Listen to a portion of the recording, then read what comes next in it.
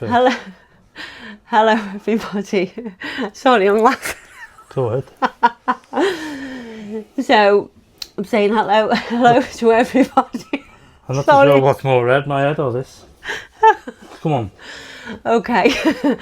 And we just want to delve into, you were the first person to share your testimony on our My Heart Belongs To. So, what we're planning on doing is sharing our testimonies, people sharing the testimonies, and then we're going to interview them, delve a bit more into it.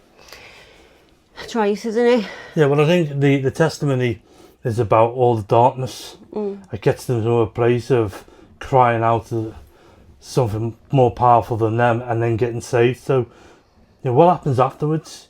You've just had this experience of being set free in an almighty way by a supernatural God. Has just changed your life forever. I mean, what does life look like after that? So it's a bit of that, and it's also maybe just a bit of a deeper dig in terms of the story itself. So over to you, Vic. I've known you for 31 years anyway.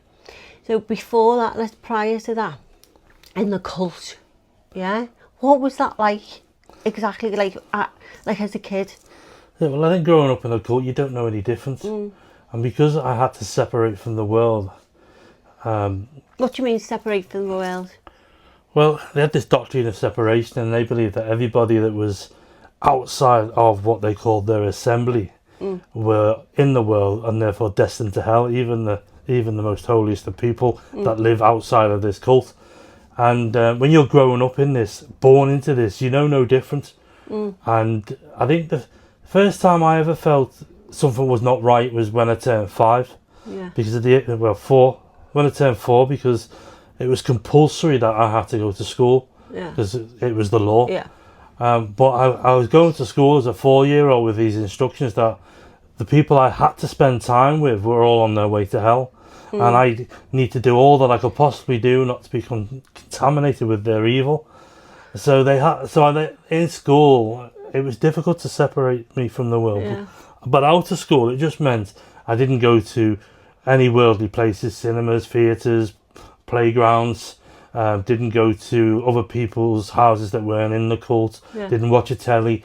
Didn't listen to music. Didn't have the sort of mainstream toys that a lot of kids would have. Yeah. And what you don't know, you don't miss. So it was must have been a bit isolating now in school. well, when I went to school, it was a biggie because now I'm all of a sudden in a fishbowl, looking at a unrequited world that I can't experience, I've never seen before.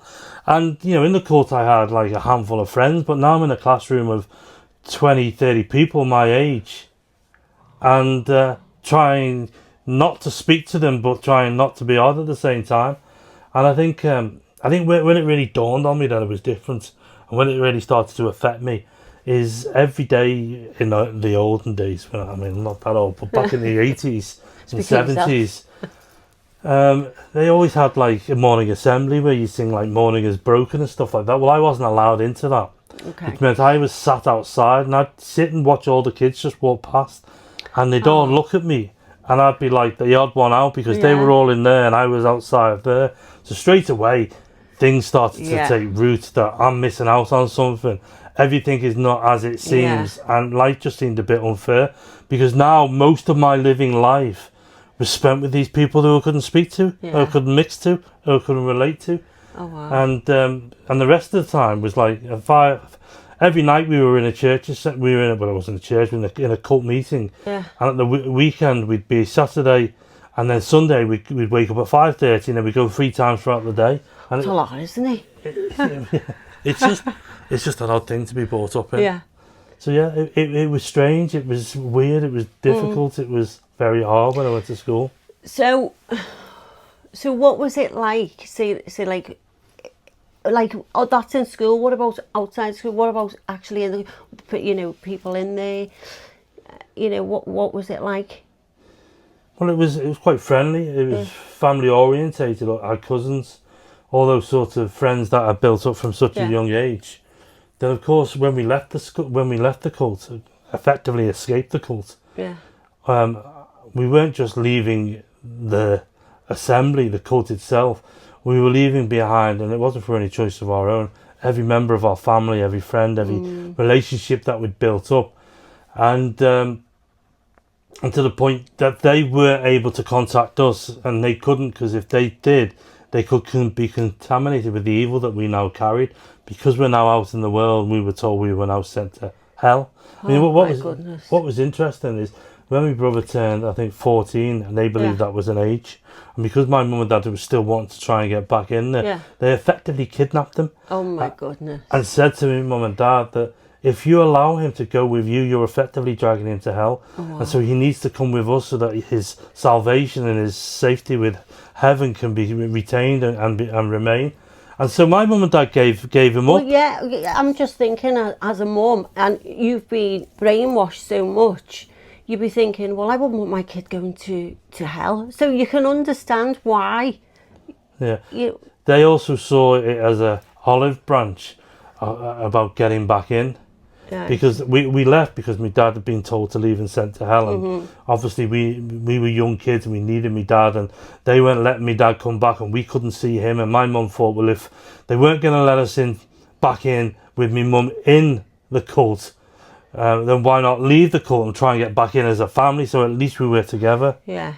But it was weird as well, because my nana, who still lived with us, she was in the cult, but she'd become sick, so she was effectively living with us, contaminated by our evil, and they'd shut her up, which meant she couldn't go to the meetings even though she was ill. And all her friends and all her family that were always wanting to spend time with, they just disappeared from her life. Oh. But when she died, the cult were really fast in trying to take control of her body.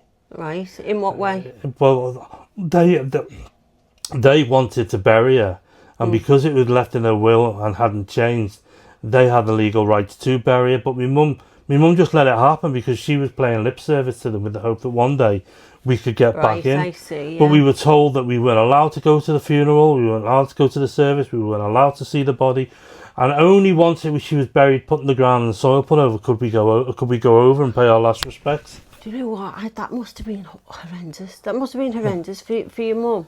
You know, mustn't it? Yeah, it was tough. But then my dad didn't find out until 4 months after his mum had died that she died. They wouldn't tell him.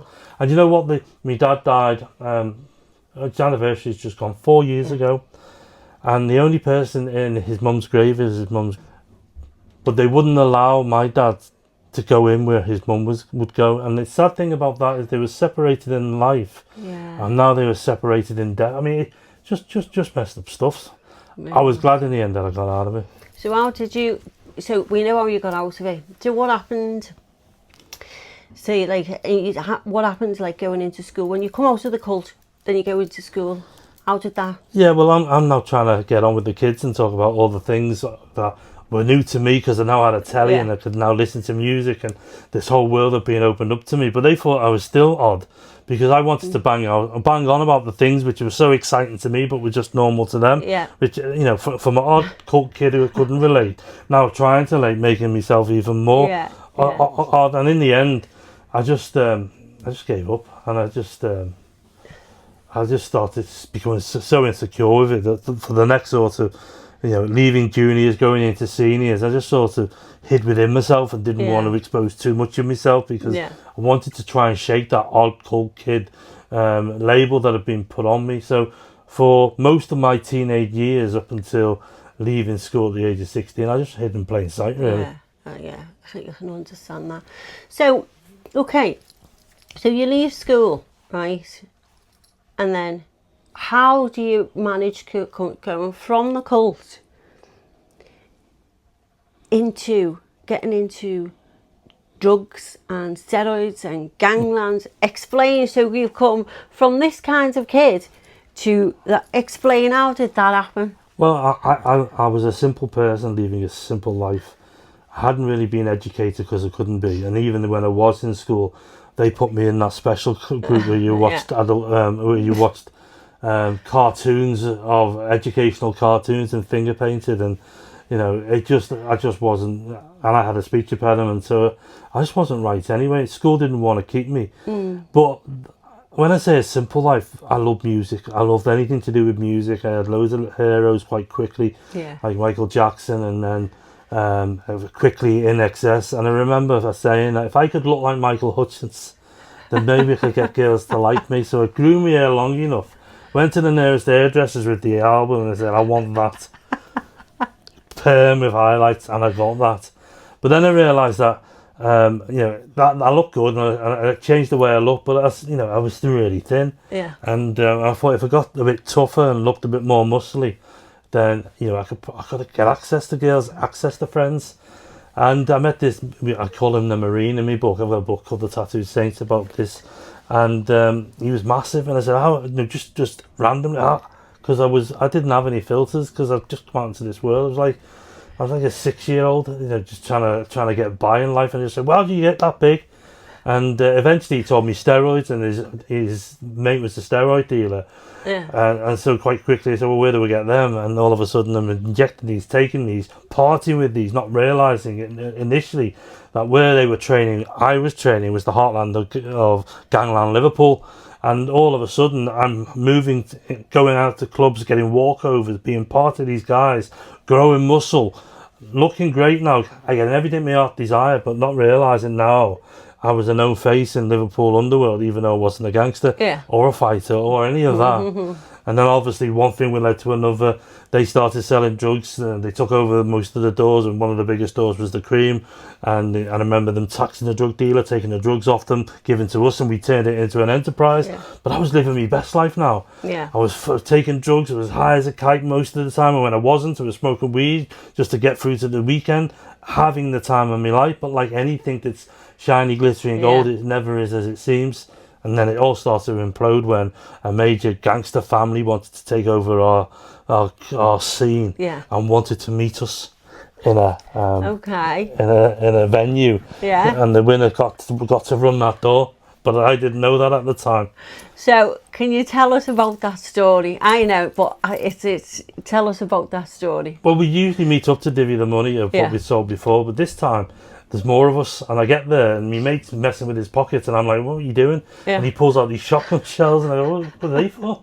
And he knocks his mate, and his mate flashes a sawn off shotgun, and he goes to put in that. And I said, well, what have we got that for? He said, we're going to go and meet such and such. At that point, obviously I was like a duck, calm on the outside but paddling. And I can imagine you. How do I get out of this? And before I know it, I'm being ushered off to this place, to this meet, where these people are going to going for a gunfight. And the only gunfight I'd ever seen was on the telly. And so we get there, and at the moment it goes off, I'm like, I'm getting out of here. I'm running in the opposite direction, but I end up bang smack in the middle of this kick-off. Mr. Big one side, the head of this firm the other side. My mate loading up this sawn-off shotgun, and their guys pulling these guns out. God. And I'm stuck in the middle, like, what do I do? But I always don't ask me what happened next. I won't. Because it's the only sales pitch I do on my book. If you want to find out, you go get the book, and you'll know what happens next. Yeah. But I end up going to jail, don't I? Yeah. Yeah. So at this point, you come into my life. It was before that. Yeah, just before all this. About a year before all this. Yeah. So I come into your life. So you've met this guy who's selling drugs. Yeah. So taking steroids. I'd had my hair cut at this time. So yes. So didn't have long hair. I didn't have long hair. But you didn't really know me as this guy from this cult. No. So I remember picturing you. You walked into. We were in college together. I just left school, 16, sweet 16. I saw you from the back. In fact, you did have long hair and I clocked you. Anyway, the week later, when I saw you, you shaved, you got your hair cut. And I thought, even fitter, wasn't I? In my eyes, yeah.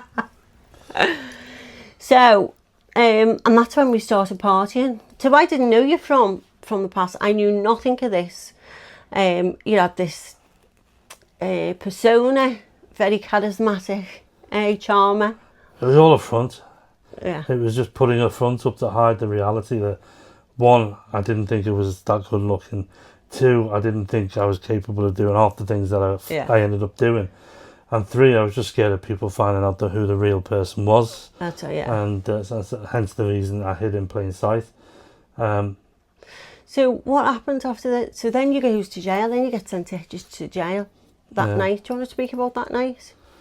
Aye, Yeah, because I remember can I just say, we've been in the States, I've been in the States and you were in the Cream, and I walked round and you'd just been shipped off. So explain what happened. Well, I got dragged out of this club like a burning car out of a petrol station. At first, I didn't know whether it was the gang had come and cut me up, and because these were plainclothes policemen. I only realised when they were putting this Mariah van and thrown to the floor. That actually, and I suppose I breathed a sigh of relief, even though the police had just arrested me, that I wasn't about to get a bullet or, a slash across my face or whatever they did to those gangs did to people in those days. But now I'm heading to the main Bridewell. I'm in this van. These guys are, it's as though they'd just won the FA Cup. They're going, you're going to get 10 years, as if they'd like caught, some major gangland. Some gangsters, some big, and I'm like, I just didn't get it, and now I'm in the main Bridewell, and just all a play really. Obviously we got let out, and we got given a curfew. We now realise the reason they gave us a curfew is, as opposed to, when I say us, there was 7 of us, so I was one of 7, but it was to really follow us, to see if we led them to Mr. Big, because they hadn't got Mr. Big. Yeah. And so I spent sort of 8 months just trying to put off the fact that actually I was going to go to jail. Although it wasn't going to be 10 years, it looked like it definitely would be 5 years. And then when I pleaded guilty, I got 3 years, 4 months. But what you got to understand is I've never matured mentally. Yeah. I've never grown up, and I'm sort of stunted by this cult. And now in this prison, 23 hours a day with just my thoughts, and I was always a chronic worrier, and obviously that place just imploded, and my testimony tells about how I ended up in a situation where not only did those gang members turn up in the prison, they find bullets and we're all locked up for 24 hours. I managed to get moved off that wing. I finally get a job which I'm now at my cell, because I'm the one at my cell, I end up moving all the drugs around and becoming effectively on that wing the heroin dealer. But the only benefit this time, wouldn't get hurt. So I remember how bad you were. You were awful. Every time I come and see you, it was awful. You thought I was going to die. It was just awful, wasn't it? Yeah. So what was I like? Describe what I was like before. Oh my goodness! So before, or when I come to see when you came to see me in Walton Prison. Oh my goodness. Like, you could hardly speak. Even your letters, the way you were speaking, you wouldn't, because I just passed my test. I was 17, just passed my test. Don't drive, didn't want me to drive, thought I was going to die of cancer. Thought, it was just, and it was just constant, you're going to die of this, you're going to die of that, don't do this, don't do that. You were just so, in such turmoil, and you could see on your face, and I was so worried. I was really, I was so concerned, so worried about you. So then, what did you think when I had that supernatural experience where God changed my life forever? You visited me every 2 weeks, I think. You see me that week as a broken and can't even put a word together. It was weekly in Walton. Weekly, yeah. Okay. You see me the week before, and then the week after, here I am bouncing around, full of God, full of the Holy Spirit. What did you think then? Wow, I thought you completely lost it. I thought you lost the plot. Completely, it told everyone, you lost the plot. You've gone from this broken person to this, high as anything. The world was amazing. This was amazing. That was amazing. The stuff that you were writing in my letters, I was like, he's definitely lost it. Completely lost the plot. Gone in the head. I can now understand why people say it about me. Yeah, because I'm just thinking about it now. Yeah. Well, it's when you have something that's that powerful impact your life. Yeah.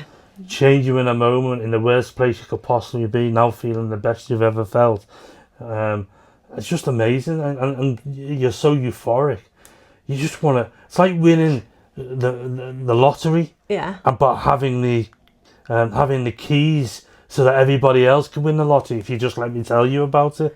That's brilliant way to say it. That's too good. But the trouble is, the people just say, well, he's full of Jesus, he's lost he's now Bible bashing, he's this, the other, and I'm trying to go, no, it's amazing. Can't you see the change in me?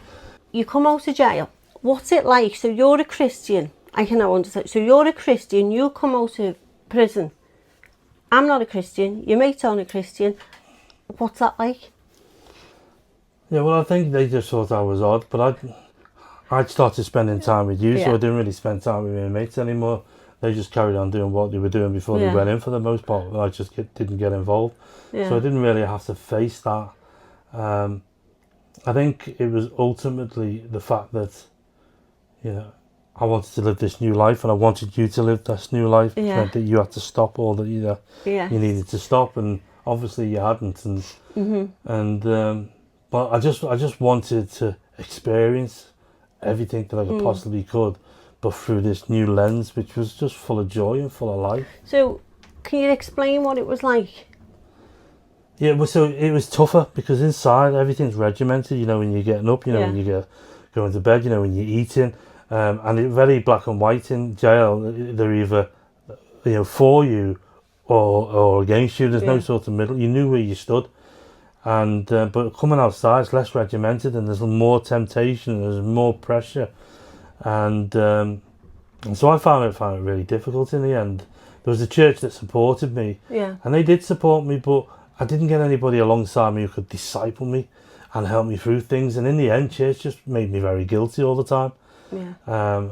And obviously, I was still living in sin because I wasn't married to you, and we were together, and I made up all sorts of excuses. So that probably didn't help in me sort of advancing my walk with God, because the marriage is important, and you know, two people making love in a marriage is special, and it was always meant to be, not just outside of it. Yeah. There's, I won't go into too much detail, but there is a covenant of Yeah. that. It is, you know, it's a symbolic of the Bible in many ways, and our relationship with Jesus, and you know, he's the bridegroom and we're the bride, and he's coming back for us one day, so we can all be together. But anyway, I digress. Yeah. So I'm in this world now. I've got a probation officer that says to me, "You've got to do something." In the end, I end up going back into education, despite me not being very well. Yeah. Well, very well educated, or the ability I thought to be educated. And I just flew through education, qualified, became a chartered surveyor, and obviously my testimony testifies to that. Yeah. And I end up, you know, the police end up instructing Well, me. yes. So come on. So tell me, because I remember this. So tell me, when they phoned you up and then you went back in. I remember going in with you. Am I allowed to say that? Yeah. Well, obviously, we went back. We went Yeah, into we jail. went I in. showed you where I stayed and Yeah. what it Yeah. looked Oh, it like. was horrible. Yeah. Horrible place. Horrible place. And I just thought it was amazing. I just thought it was God just moving massively. You know, the fact that I ended up selling a jail that I spent time in.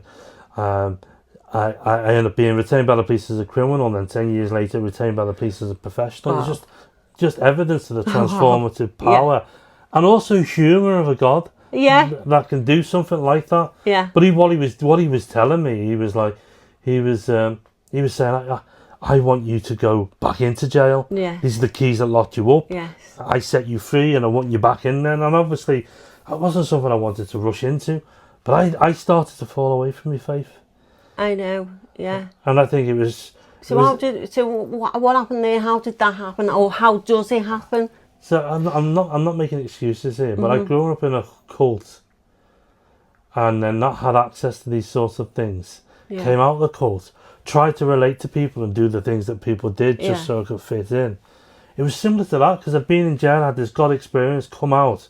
All of a sudden I'm odd again because Yeah. I'm this Christian, Yeah. and all the people around me think I'm odd. And it's not, I see. and it's not Okay. that Yeah, it this- makes sense. Yeah. dissimilar. So all of a sudden I'm smoking weed again. Yep. I'm having a Saturday night with one of the lads where we just smoke, and I'm in university now, so I've got one night Yeah. with Lee, my mate, and one night with you, and I'm smoking weed. And then one thing sort of leads to another, and When you started work as well, yeah, so because we were working together. yeah, well, we were working together, but I soon realised that cocaine was rife in the surveying industry, Yep. and the people who I moved with, again, they all did cocaine, Yep. and in the end I ended up doing cocaine. Yeah. We've done cocaine together. But the other crazy thing is that cocaine brings truth that lies within you, whatever that truth Yeah. is, and usually it's a painful one. But I'm now taking cocaine, telling people about Jesus, because it's true in me, even though the behaviour is polar opposite to what is in me. The truth is still coming out of me. Yeah. But that's how the devil plays, because I think the devil The devil loved the fact that I was proclaiming the gospel high on drugs, because, you know, if you can muddy the messenger, then you can muddy the message. Exactly. Who's going to listen to someone bang on about Jesus on cocaine off their heads? Yeah. And I remember one night I had that much. That this time I needed saving again. Yep, I remember this night. I was had to go on a course. I was I was on a course, and you phoned me. I couldn't get hold of you. Yeah, well, we've been on this big launch of all these apartments in town, and ended up getting a load of this cocaine, coming back to ours and just doing it all night. Doing that much that I thought my heart was going to explode within my chest. And this time I didn't need saving from an eternity apart from God. I needed saving from myself. Yeah. And that was the moment I said, I need to go back to church. Yep. And that was the start of my journey to where I am today. But what became quite quickly apparent was that God had put an order on me to go to marry you, to make this relationship right. And lots of people thought it was odd, because they say, how come you get married now, because you've been together so long? Yeah. And I'd say, obviously just off the bat, because I need to make it right with God. And they'd be like, well, isn't it because you love her? I said, well, of course I do, but I've got to make it right with God, because it was a sin that I'd become comfortable with. Yeah. More importantly, it was a sin that was stopping me moving in my Christian walk. Even though I'd progressed, and I was back in church, and I was reading the Bible, and I was hearing from God, because I had to do this, and then obviously I got married, and everything changed, and the supernatural started to happen. I end up saying, you know. So you end up going into prison. How did you get into prison? What, you know, this is what God's give you the keys. How have you gone back into prison? So it was probably nearly 10 years after I came out of prison, a little bit longer. And I thought, right, God, you haven't let this lie. I need to go back into prison. Yeah. Don't want to go back into prison. Yeah. Is the worst place I've ever been. But I decided to do it. I get this opportunity. I go and speak to this guy, and he says, come along with me on this Sunday. And the crazy thing is, right, if you didn't know whether it was God calling you, I did when I got there. Because I end up in this place, and they're running this course, and one of these guys spots me, and you can see him, and he looks at me, and I look at him, and he just says, I recognise you. And I said, well, where do I recognise you from? And he said, do you know such and such? And I said, well, yeah. Well, I used to go to the Cream. He said, well, I was on the door of the Cream. And I said, would you know such and such? And such was Mr. Big. And he said, yeah. How do you know him? I said, well, I was part of his firm. And he said this to me, which blew my mind. He said, well, he not only is my best friend, but he was the best man at my wedding. Wow. And this is like 20 years after I'd seen this guy. It's amazing how God outside of time is moving all the pieces. Yeah. He's outside of time though, isn't he? I mean, I feel goosebumps now, because it's just a powerful thing. You know, I am telling this guy that he was the man, that I'm in this prison now, and he's going, why are you in? And I'm going, because of Jesus. I was saved in jail, and I want to get back, and I want to come into this place. And just that in its essence. Next time he sees Mr. Big, it's going to have a guess who I saw. Yeah. Or how come he's back in jail? He's serving time, and no, he's a Jesus freak now. And straight away he's going to go, well, I knew what he was like then, and now he's doing that. Seed gets planted. Yep. But what blew my mind is called the sycamore tree. This guy went through 6 weeks of this restorative justice. And at the end of it, the 6 weeks, you have to do something to give back. And some people will do a picture, or maybe do a little sculpture, or a letter to the victim, or something like this. Well, this guy gets up, this Mr. Big's best mate. He gets up and he reads a poem, and there's a poem about him being in jail and being a tough man, hiding behind his, and just being so broken inside. And then which blew my mind, he said, then Jesus came in and set me free. And I'm like, wow, this is amazing. I want more of this. So from that day onwards, I was like, I'm going into that place all of the time. So you get, I'm going into jail now on this course, speaking to these guys. And I love it because I've got all these tattoos, and I just sit there. Yeah, come on, Kev. What are these tattoos? Let's explain these tattoos. Well, I'll come on to that in a minute. But I'm sat there, and you know, and I'm dressed a little bit like them. And for the most part, they think I'm with them. I'm in prison with them. And it's only when they actually start talking to me, and I start telling them about, actually I'm not, and they ask me, well, what are you doing coming back? Are you mad? See? will you take them all out and play with them? Go on. Yeah, so I'm back in, and I'm speaking to these guys, and Yeah. you know, I'm telling them about, you know, why I'm coming back into it. And some of them buzz off me. Some of them thought it was interesting. Some of them didn't give much time to it. But it was fine because I knew I'd planted a seed, and I knew that they saw something in me that would bring me back into jail, and it must be real. Yeah. But God started to reveal to me about risk and faith, Yeah.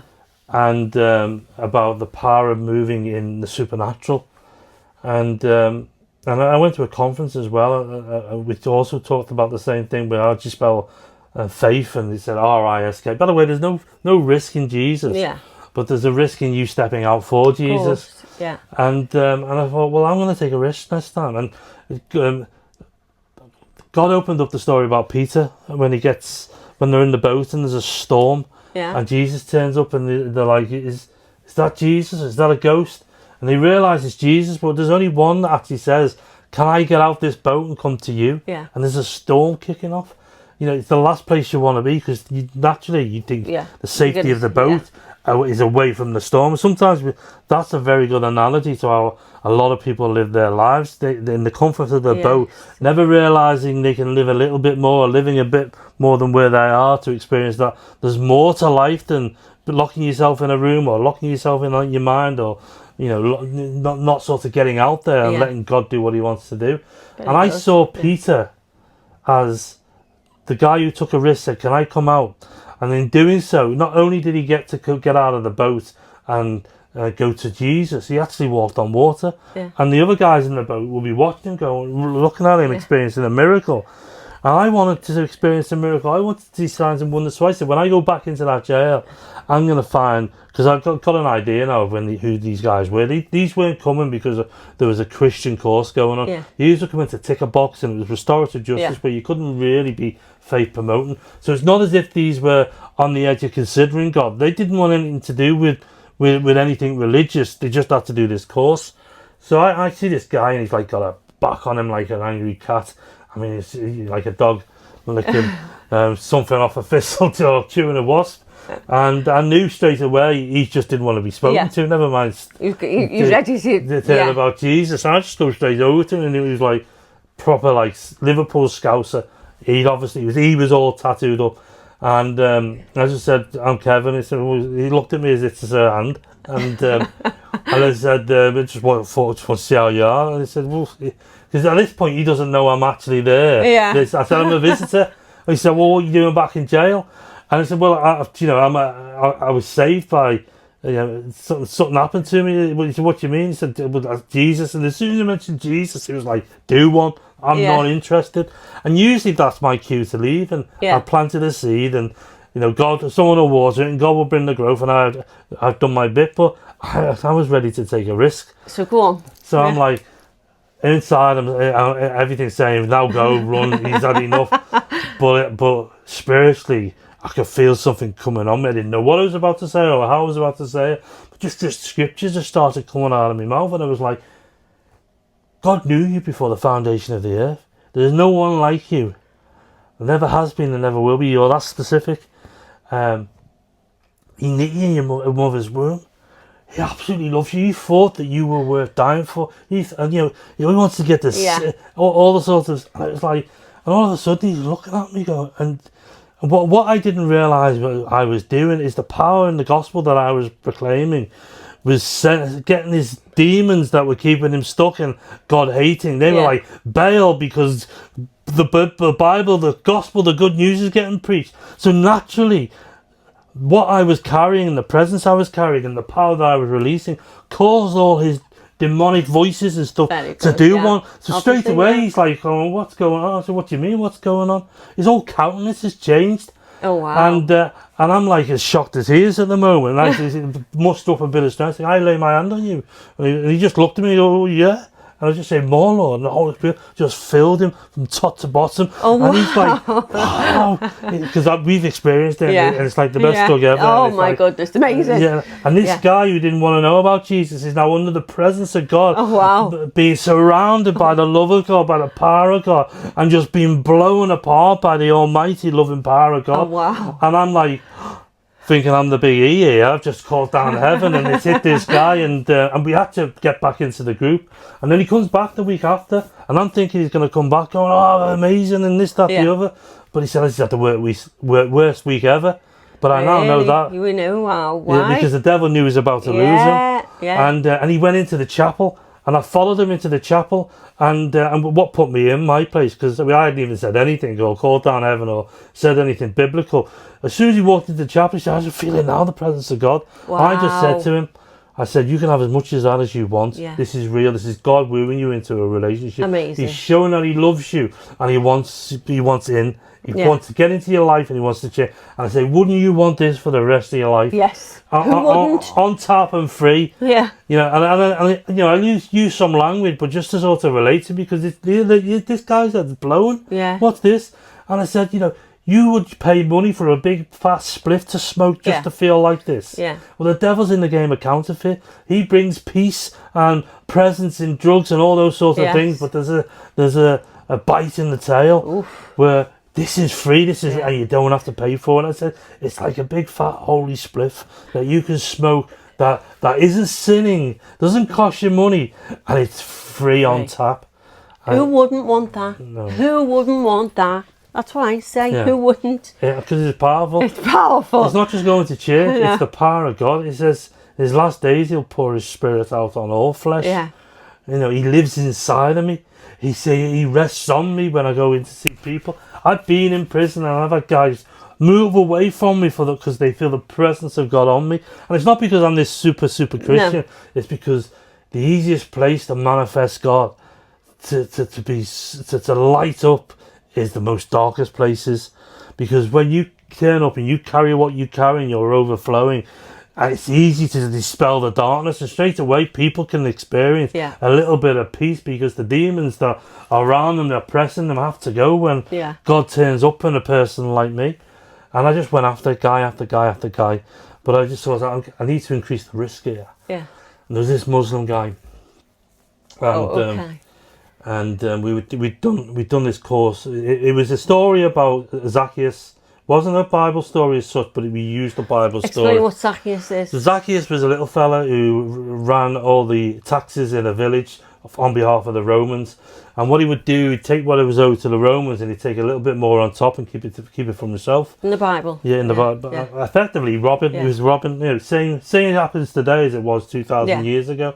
And he used this story to show that who were the ripple effect of his crime, which was his family who benefited, Yeah. but all the people who had less money, poverty, and all those sorts of things. But Jesus turns up to the village, and they're all thinking, I'll get some time with him.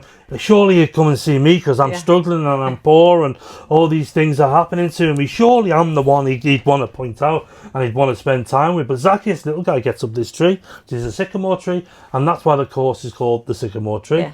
So he can see Jesus, and straight away Jesus says, "Hey, you down, we're going to your house." And you can imagine all the people going, "Hang What's on, going on here? he's having us off." Jesus turns up, this amazing man with all of his stories, and he goes off to spend time with the criminal. Yeah. But what they didn't realise, but if Jesus could change one, all of their lives would benefit. Yes. Whereas if he changed maybe one of the broken families, only they would benefit. Yeah. So at this point, it says in the Bible, when Zacchaeus, when he spent time with Jesus, Jesus said, well, salvation had come to this house. Yeah. And we'd ask this question, well, what does salvation What mean? does salvation mean? Yeah. Explain, Kev. Well, it's obviously being realizing the life you were living does not align with the plan that God has for you in your life. Yeah. I think it's secondly changing the old and becoming the new. Yeah. It's having something so powerful enough that it can live inside you, that it can renew your mind, so that you can become who God's called you to be. And ultimately, it's being saved from an eternity apart from God. Yeah. And it's important because that's the greatest gift of all, it is, isn't it? Spend eternity. Well, it's the greater thing, isn't it? Yeah. Jesus says, you know, we'll do the same things he did, like cast out demons, raise the dead, cleanse the lepers, Yeah. and miracles, Heal the sick. But then he said, we'll do greater. Well, the greater is, I believe, leading one to their salvation, because that's for eternity. Where all those other things are just for this life. Yeah. And so to be used in that way, where the Holy Spirit just turns up and just loves these live souls back to life, so much so that they become so emotionally attached to the experience, that feeling that they know this is real, that they want more of it. Yeah. So this Muslim, he said, when we said this salvation to come to this house, he just blurted out, because Jesus is the Son of God. And I thought, well, I can't speak to him at this point. Yeah. Because Muslims don't believe Jesus is the Son of God. They believe he's a prophet. That's interesting then, isn't it? And he said this, and I had to wait to the end. But usually it's a one-to-one, just talking like I'm talking, not getting into like prayer and making it all uncomfortable. It's just talking. And I just thought, well, I'm going to do it with the guys still around the table and other people watching it, increase the risk. A Muslim, harder to sort of get at, because they've grown up with this cultural thing. And I just said to him, you said this about Jesus being the Son of God, and flesh and blood didn't reveal that to you, because that's from the Bible. From the Bible. Yeah. Jesus said it to Peter. Yeah, and Peter says you're the Christ. Yeah. The Son of God, effectively. And so I said, flesh and blood didn't reveal that to you. I said, the Holy Spirit did. And in no time at all, I'm going for the same. This Muslim sliding down his chair under the presence of the Holy Spirit. And he's like, wow, I've never felt anything like this before. And I said, it's the pure love, the power of love, perfect love that casts out all fear. Amen. And wouldn't you want this? Gives his life to Jesus. And it's just being amazing. I mean, we are called to do great things for a great God. Yeah. And I look back on my life and I think, I'm just a normal lad. I mean, some of the things that have happened to me. Can I just ask one thing? Obviously, I have mental health, but I remember I had a complete breakdown after breakdown. And I remember there was something going on and you were waiting outside and you fell asleep in your car. Do you remember that? Yeah, well, I did, because... Explain that. Just explain, because I remember thinking, wow, because there was so much stress and strife and everything, and in normal pain, I'm not saying that, but I was thinking, this can't be real. Why isn't he not stressed? What is going on? And I now understand it. So I'd just like you to explain that, because I get it. So, but I couldn't get it, and people won't understand this. So when you're going through such a terrible state, whatever's going on, because there's so much going on in life now, and I remember that day, and you just fell asleep in the car while you were waiting for us. Explain. Well, I also said to you, everything's going to be all right. Yes, you did. Yeah, but I couldn't believe. I was just like, oh, yeah. And I think when you spend that much time with God, and you know who God is, and how powerful He is, and that He has a plan for your life, that when stuff comes against you, it says in the Bible to consider it joy when trials and tribulations come. I mean, how can you consider it joy when stuff is happening? But you usually find that these things happen to us, particularly if they're not sin related. Let me be clear here. Sin has its own punishments. Yeah. And anything you do that is of a sinful nature will not reward you. Yeah. It will make you ill. It will lose your friends. It will lose your money. Yeah. It will take you to places that you didn't want to go, deeper than you couldn't imagine. And so it has its own point. But when you're like a Christian, and these things are still happening to you, and they're non-sin produced, well, you know that effectively, like with Job, the devil has to ask permission to go and do what he did, and to oppress him in the way he had to ask God. Yeah, he did. And I think God sometimes allows us to be subject to these certain things to grow us up spiritually. Yeah. It's like you think about us as parents with our kids. Yeah. When we teach them to walk, we widen the gap all the time, don't we? Yes. And they fall and they so hurt they could themselves. start walking, and that's how we get them to walk, though, isn't it? And then in the end, they walk to you and you pull your hands away and you just carry on walking. And I remember a story as well where this. I mean, it's an analogy illustration. This guy's walking along with his son, who's got a brand new football, and the football drops and falls in between these cars and out into the road, and it's his brand new football, and the kid runs after him, Yeah. and the dad drags him back like with a mighty force. Well, what did you do? and shook him, going, Yeah. and the boy's like, "Well, Dad, I thought you loved me. Why you hurting me? Why you punishing me? You had me ball. I want to go after me ball." But what the dad could see, the boy couldn't, Yeah. is the car which was Yeah. about to come, that was about to kill him if he'd have stepped out and been Yeah. left to go after that ball. And so sometimes the shaking and the discipline and the being told what to do when you want to go for the ball or when you want to do something else is actually God protecting you. Yeah. But it's also, you've got to grow up in life. Yeah. Yeah. You've got to. It's the same with when your kids are naughty, you ground them, you stop the pocket money, and next time they're going to think twice about doing what they did because they can't go out with their friends and they can't have the. I mean, we don't punish our kids because we're horrible people. We punish our kids to help grow them up into good adults and be responsible. Responsible adults. And so why would it be any different with a loving Father God? Yeah. Who has a plan for us, who started a work in us and wants to see it through to its end. Yeah. And in order to trust us with what he has for us and God's divine plan for every single person. Almost definitely. If you knew what it was, you'd down tools straight away and you'd be after that because God's amazing. Yeah. And when he gets in our life and you allow him to mould into that life into what you were always created to be, then amazing powerful things. I mean, look at my life. In a cult, what was it? I mean, just a normal kid coming out of a cult, just trying to get by. I was teetotal for 18 years.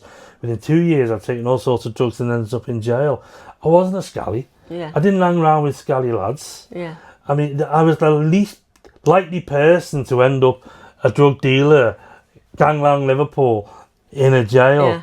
The least likely person to be so well educated that I'd become a chartered surveyor. Yeah. And I have this amazing story born out of darkness, out of impossibility, Yeah. because God always knew he had a plan for my life. And now I can use that great darkness to shine all the goodness that God has done in my life. Okay. And but it's still tough. It's still tough. And as Christians, we still go through the same trials and stresses of life, but it's just completely different, isn't it? Well, to go back to your question, in that moment in that car, yes, I've got peace because I know that God has this. Yeah. And although I don't see the outcome, I know God does. Yeah. And because I trust in him, anything that I go through is, he is in full control of. And he is, and I'm there to learn from it and grow. And I feel like sometimes I don't. Sometimes he has to take me back and I have to go through it again. But it's like we all know the saying, no pain, no gain. And it's the same with spiritually. Yes, it is. And you want to grow up spiritually because you want everything that God has for you, even in its purest form, which is signs, wonders, miracles. You want to step into people's lives. And I tell you this, there's no greater experience of stepping into somebody's darkness, having God flow you to light this person up with his love, so much so that this person wants to give his life to the Lord. And it's like being saved over and over again, because there's no greater thing. Well, it is the greater thing. There's no greater thing than God using you to lead another to his eternity with him. And that's just amazing. You asked me a question about my tattoos. Yes. Explain. So what have we got on your tattoos? So, Paul, where did the name Tattoo Saint come from? So I decided to write this book. I had 3 people say to me, "You got to write this book," and I kept refusing to do it. And in the end, I ended up writing it. Yeah.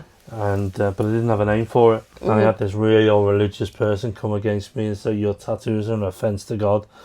The book of Leviticus says you shouldn't mark yourself, blah blah blah." And And that really impacted me. I thought, for a moment, I allowed the devil in to make me feel guilty as though I'd done something to my body that absolutely offended Jesus, even though all of my tattoos relate to scripture. What do you mean you let the devil in? Explain what you've just said. Well, I started to believe a lie about my tattoos when the reality of it, Leviticus refers to rules and regulations that was pre-Jesus that people had to follow, and we no longer are subject to them as No, what I'm saying is, what do you mean you let it? So the whispers that we hear in our ears, everyone. Well, yeah, but it was like condemnation, and there's no condemnation in Christ. There's no guilt. No. There's conviction when you do, and God just says in a small, still voice, "Come on, Yeah. you need to do better than Come that. I can help you with it. This is what we'll do." Yeah. And we do it together. But condemnation is where all of a sudden you feel, "What have I done? Shame. What have I done?" And I got alone in this room and just prayed, and he just dropped into my spirit, the tattooed saint. Yeah. And I thought, that's interesting, that's good. And it's important because a lot of religious people say you should never call yourself a saint. But the fact of the matter is, We are saints. yeah, because in nearly every book that Paul writes, he refers to us as the saints. Yeah. And so, I am a saint trying not to sin. I'm not a sinner trying to be a saint. So that's a tick in the box. The tattoo thing we've already discussed because, you should honour your body. You use God to honour your body. But the great oxymoron is the idea of the book is not necessarily for people to pick it up and go, this is a Jesus book. It's for people to pick it up and go, this is an interesting book with Jesus in at the end. So they're so invested in it that when Jesus turns up in my life, they're more likely to believe in the Jesus that saved me. But what's been amazing, people come up to me and go, like your tattoos, well, what did he mean? And I start off with Amazing Grace. We all know that. Yeah. That saved a wretch like me. And I said, I was a wretch, I was in jail, and I did all this, and all of a sudden I'm ministering to them. And then I asked them to read that one, which effectively is John 3:16, which is for God so loved the world that he sent his only son, so that whoever believes in him can have life, an eternal life. And I get them to read it because it doesn't read, it's like it's just all over the place. But by the time they get to the end, their mouth has declared the word of God, and that's the most powerful verse in the Bible. And when the mouth declares the power, it never falls void. And these tattoos have drawn a non-Christian in, and they end up getting witnessed to and getting the gospel. Whereas if I'd have gone over to them and gone, can I tell you about Jesus with me tattoos? They'd have gone, do one, divvy. Yeah. Get out of it. So, I mean, just coming to the end because I don't want to do more than an hour. Have we been an hour? Yeah. Oh, wow. So, it's been an interesting life. And so much more to come. Yeah. All that goodness has been filtered somewhat in the last 4 or 5 years. Where I have been going through trials and tribulations. It hasn't been a walk in the park. But something special's coming, and maybe one day we'll have a chat about the trials and tribulations and what that looks like as a Christian who loves God, full of the Holy Spirit, but life's just there's no abundance in life. It's just one thing after another, and just about surviving. And you sometimes think, oh, where's God in this moment? And it's an interesting topic, and one I think we should pick up later, further down the line. But I think, just ending this, looking forward to interviewing you. Yes. And your story, which, if you haven't seen Vicky's testimony, go and watch it, because it's amazing. And I'll get the chance to interview her, hopefully within the next week or so. So I'll look out for that. Yeah. Love you, leave you. Love you, leave you. And hopefully some of this has been interesting. Hopefully some of it has moved you. And keep searching, keep looking. You never know, one day. Yep. God might turn up in your life. Yeah, hopefully. Because he wants to. Yes. You just need to let him in. Thank you. Bye. Bye.